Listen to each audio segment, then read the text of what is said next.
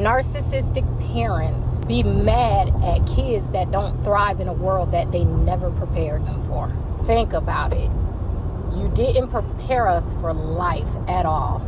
There is no lesson that you taught us to prepare us for this life. And then you get upset when we don't reach goals that you never prepared us for. That is crazy. Yeah, see, that's a tough conversation to have, because especially if you're a grown adult, that's a conversation that most parents are not trying to have.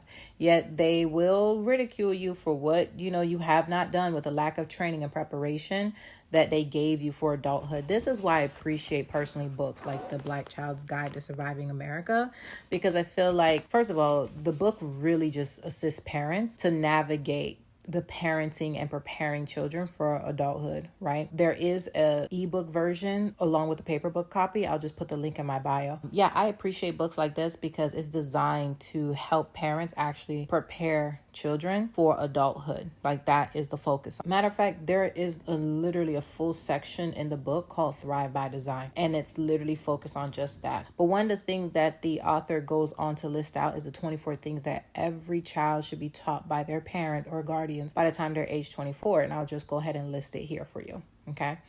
Now, the reason it's age 24 and not age 18, because the author says that age 18 is not enough time for parenting, that parents need to stop looking at parenting from the age of 0 to 18 and look at it from the age of 0 to 24. And the book has really great evidence, or a really great argument as to why they say this, which is that in America, the average white American population that's above the age of 25, 95% have a high school diploma. Whereas the black population, 88% of the population has a high school diploma. Well, the average person gets a high school diploma around 18, 19 years old. You follow? So if getting a child to age 18 or raising them to that point and helping and making sure they get a high school diploma, if that was more than enough, then with 88% of the black population above age 25 with a high school diploma, the black community should be doing so well right now. But is that really the case? No, because there is something more that's missing. So what is that? What training did they not get? And it goes back to that 24 things that each child should be taught by the time they're age 24. If you think about it, in many cultures, a child is not an adult until they're married and they leave the home. Till then, they're the responsibility for the most part of the parents. It's an American culture that they have this idea that they're pushing you out of the home by the time you're 18. And some parents, they can't even wait to 18. They make it so rough and hard for the children that they're out before then, right? But it's just not enough time. And if you think about, especially in the black community in America,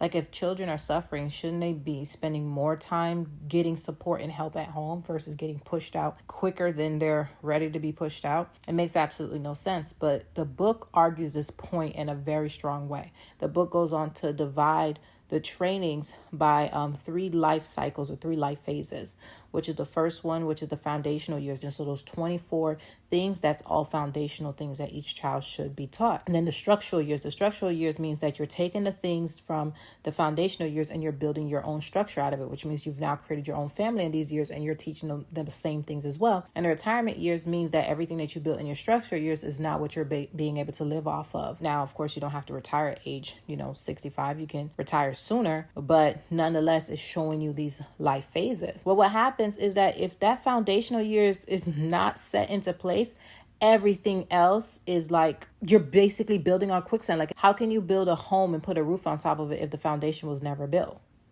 And that's where the narcissistic part comes into place from a parenting standpoint, because instead of having an adult conversation with your child or going back and looking at where you fell short and preparing the next generation and saying, listen, this is where I fell short.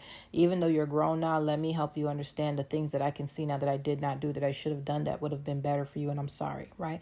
Instead of being able to do that to help you to learn from their mistakes so that you can do better by the next generation, they deny, and then gaslit you to thinking, no, you're just not as good as the next child because so-and-so's child, they got a scholarship from NASA or something, right?